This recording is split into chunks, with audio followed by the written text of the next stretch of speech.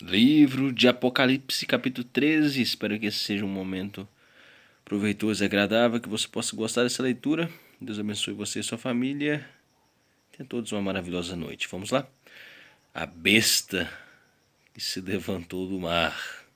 Então, observei que emergiu do mar uma besta que tinha 10 chifres e 7 cabeças, e sobre os chifres 10 coroas, e em cada cabeça um nome de blasfêmia. Nota rodapé 1. O termo original grego aqui usado, transliterado e traduzido pela expressão besta, que significa poderoso animal selvagem. Versículo 4. Apocalipse 12, 3, Daniel 7, versículo 1, versículo 25. Seus poderes foram legados de forma mística pelo próprio diabo, o dragão. A besta simboliza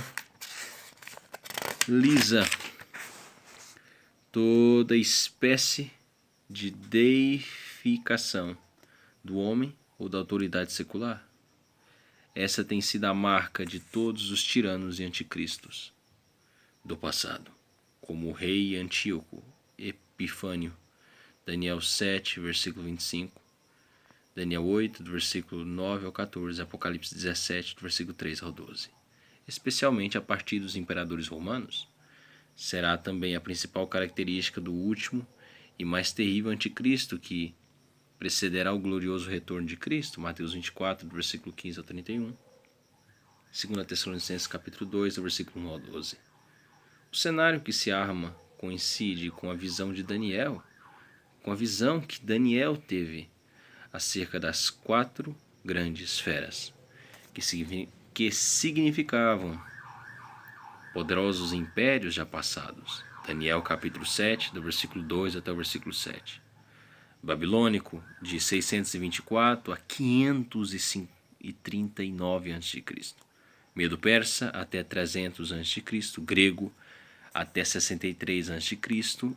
e romano, até cerca de 110 depois de Cristo.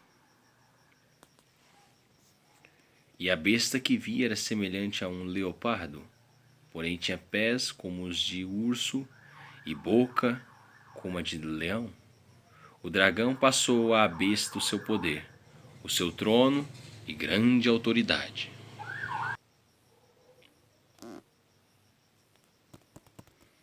Notei que uma das cabeças da besta parecia ter sofrido um golpe mortal. Contudo, tal ferimento de morte foi curado, e toda a humanidade ficou maravilhada e seguiu a besta. Passaram a adorar o dragão, o qual tinha transferido a autoridade à besta. Então, todos também começaram a adorar a besta, exclamando: quem é semelhante à besta? Quem pode guerrear contra ela? À besta foi concedida uma boca para pronunciar palavras arrogantes e blasfemas. Ele foi transmitida a autoridade para realizar suas obras por 42 meses. Então, abriu a boca em blasfêmias contra Deus e para amaldiçoar o seu nome, seu tabernáculo e os que habitam nos céus. Foi-lhe concedido também poder para guerrear contra os santos e vencê-los. E recebeu autoridade sobre toda tribo, povo, língua e nação. Nota de rodapé 2. A besta terá uma vitória apenas externa, por meio do martírio dos cristãos que não negarem sua fé no Senhor. Apesar da morte, as almas dos crentes estarão preservadas pelo Espírito Santo. Apocalipse 6, versículo 9 ao 11, Mateus 24, 12, Salmo 69, versículo 28. O diabo tem profunda inveja de Deus e procura imitar todos os procedimentos criativos do Senhor, visando receber da humanidade toda a adoração à sua pessoa sedutora e nefasta. Por isso, vem tentando ao longo da história e nos últimos dias, com mais intensidade e evidência, projetar a imagem do seu anticristo como o melhor substituto mundial de Jesus Cristo, o Filho de Deus, de quem é o verdadeiro e eterno domínio. Apocalipse 5, 9, Apocalipse 7, 9, Jeremias 15, 2. Todos os habitantes da terra adorarão a besta, ou seja, todos aqueles que não tiverem seus nomes escritos no livro da vida do Cordeiro, que foi imolado desde a criação do universo. Nota JP 3. O sacrifício vicário de Jesus Cristo fez parte do propósito remidor de Deus mesmo antes da criação do universo. Os planos, mandamentos e profecias do Senhor são tão reais e concretos quanto os próprios acontecimentos em si. Atos 2:23, Efésios 1:4. Aquele que tem ouvidos compreenda esta palavra. Se alguém entende ir para o cativeiro, certamente para o cativeiro irá. E se alguém matar a espada, é necessário que pela espada seja morto. A besta que se levantou da terra vi ainda emergir da terra outra besta, com 2 chifres semelhantes aos de um cordeiro, e ela se expressava como o dragão. Nota JP 4.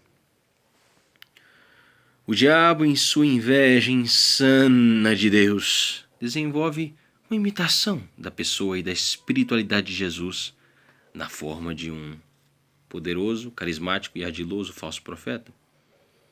Apocalipse 19:20, cuja forma exterior de cordeiro, pretenso exemplo de pessoa amável e beneficente, será usada pelo dragão para seduzir e chefiar uma religião que adensará milhões de adoradores de todas as partes do mundo aos pés do anticristo.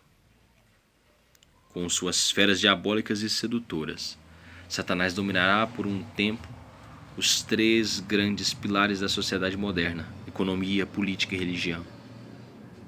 Da mesma forma como ocorreu na época de João, quando o povo de Deus foi obrigado a se render à adoração aos imperadores romanos e muitos cristãos foram mortos por terem se negado a prestar tal reverência.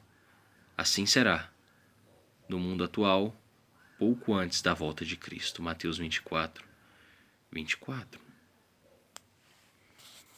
Também exercia a mesma autoridade da primeira besta, em nome dela, e obrigava a terra e seus habitantes a adorarem a primeira besta, cujo ferimento mortal tinha sido curado. Ela realizava grandes sinais à vista da humanidade, de maneira que fazia até descer fogo do céu para a terra. E, por intermédio dos sinais que lhe fora permitido realizar em nome da primeira besta, enganou os habitantes da terra e ordenou-lhes que edificassem uma imagem em honra à besta, que fora ferida de morte pela espada, contudo sobrevivera. Além disso, foi-lhe dado poder para dar fôlego à imagem da primeira besta, de maneira que ela tivesse a capacidade de falar, e fizesse como que todos os que não lhe prestassem adoração fossem mortos. Ela obrigou a todos, pequenos e grandes, ricos e pobres, livres e escravos, a aceitarem certa estampa de marca na mão direita ou na testa. Nota JP 5. Como já vimos, nota 5 do capítulo 12. As profecias podem ter uma realização imediata e repetida ao longo da história, até o final dos tempos. Assim, os anticristos sempre forçaram as pessoas, especialmente o povo de Deus, a se renderem às suas personas como divindades e, para tanto, usaram de toda espécie de tortura e humilhações, como ferretear de escravos ou presos militares, ou carimbar passaportes e outros documentos com expressões discriminatórias. A marca da besta será uma espécie de prova de fidelidade às exigências do culto imperial à personalidade do último anticristo. Esse ato será promovido e supervisionado pelo falso profeta, a besta possuída pelo dragão, e um dos últimos símbolos da globalização, do ecumenismo e da padronização dos comportamentos da humanidade em favor do anticristo e de seu sistema mundial de valores. Versículo 17, Apocalipse 14:9, versículo 11, Apocalipse 15:2, Apocalipse 19:20, Apocalipse 20:4. Essa também será uma das últimas grandes tentativas do diabo para imitar, blasfemar um procedimento santo de Deus, isto é, o selo espiritual dos servos de Cristo. Apocalipse capítulo 7. A fim de que ninguém pudesse comprar nem vender, a não ser que apresentasse a tal marca, que é o nome da besta ou o número do seu nome. Aqui é preciso decifrar. Aquele que tem sabedoria calcule o número da besta, pois o número representa o nome de um ser humano. Seu número é 666. Nota de rodapé 6. Desde a antiguidade, os escritos proféticos e apocalípticos judaicos costumavam atribuir às letras valores numéricos e significados ocultos, o que facilitava a conferência da correção de um texto, especialmente das cópias, pela simples somatória das letras, além de encerrar certos enigmas, a fim de evitar que as mensagens pudessem ser compreendidas pelos perseguidores do povo de Deus. Na atualidade, muitos equipamentos usam letras que podem ser convertidas em números para suas operações. A tríade maldita, formada pelo anticristo e suas bestas, convencerá a sociedade mundial a ostentar sua marca e implantará um boicote econômico-financeiro contra todos os rebeldes. A marca do diabo é um número que se revela um nome humano. O número 6 simboliza na numerologia judaica a imperfeição e a maldade, numa flagrante oposição e eterna incapacidade de chegar à perfeição.